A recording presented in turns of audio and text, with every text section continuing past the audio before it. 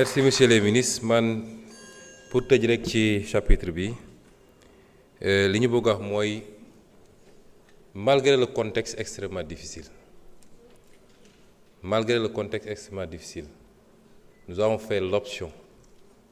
d'orienter le maximum de dépenses vers le social,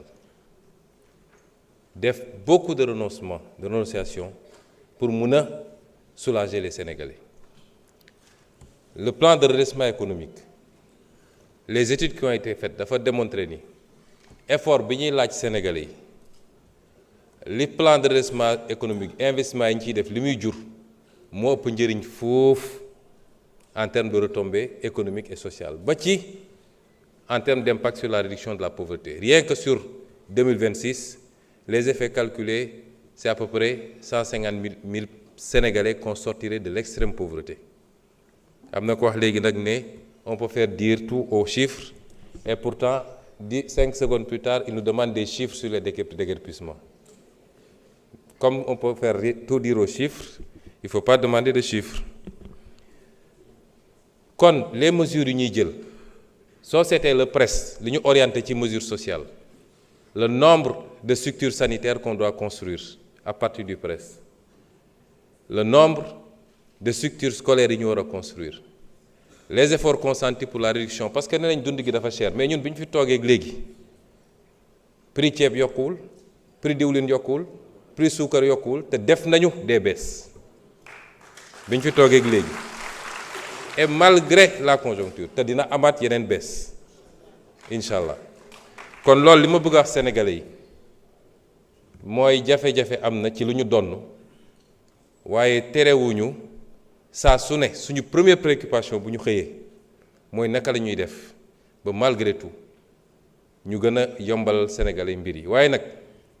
aw askan goo gis tey mu nekk dans l'aisance bëgg naa kenn ku nekk si yéen de temps en temps guddi balaa muy tudd rek na dugg YouTube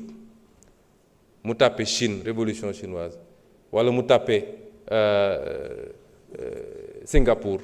wala mu tapé Malaisie wala mu fu mu munti tapé rek mu déglu mu xool le changement structurel des sociétés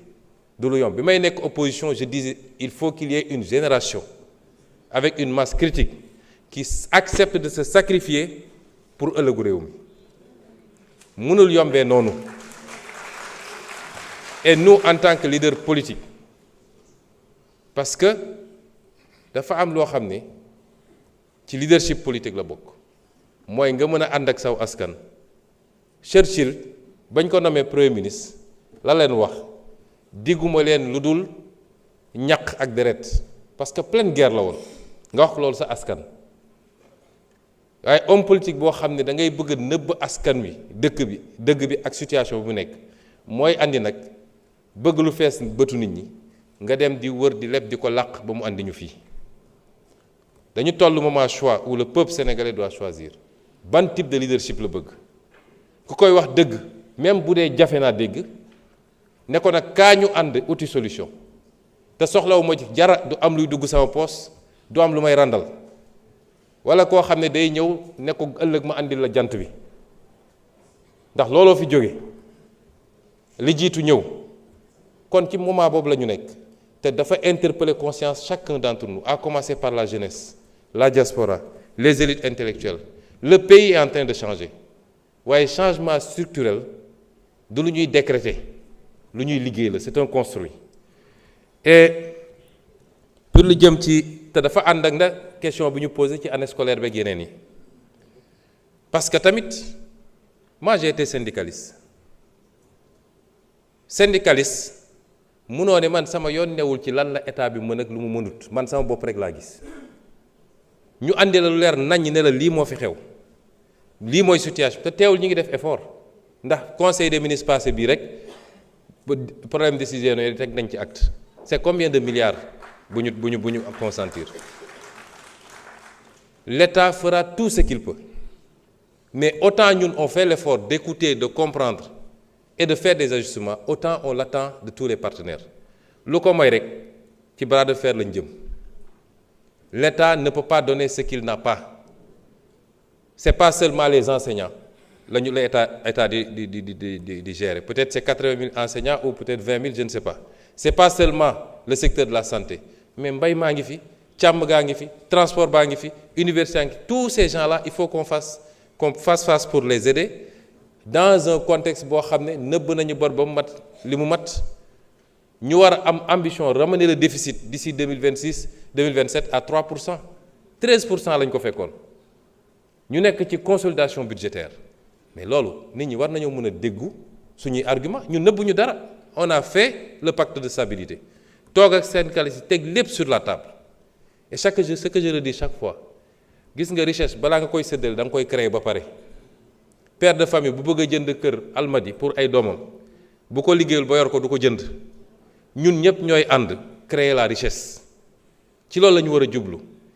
réew mi dafa war a jublu ci liggéey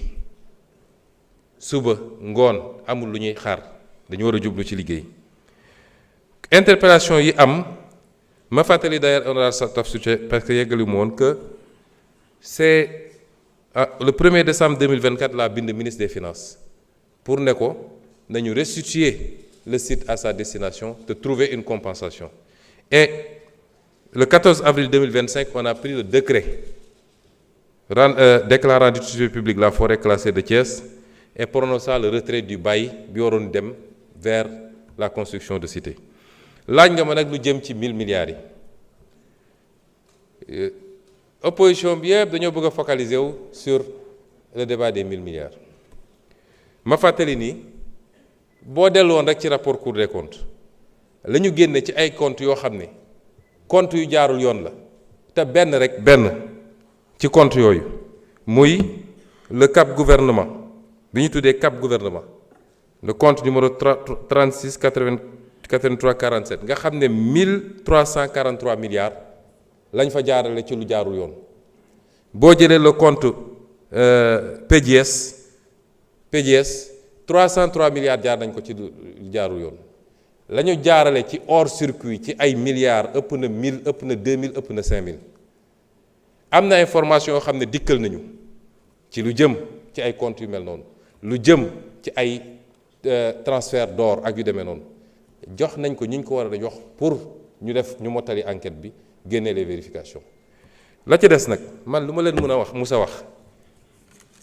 histoire da koo andi ba mu leer nañ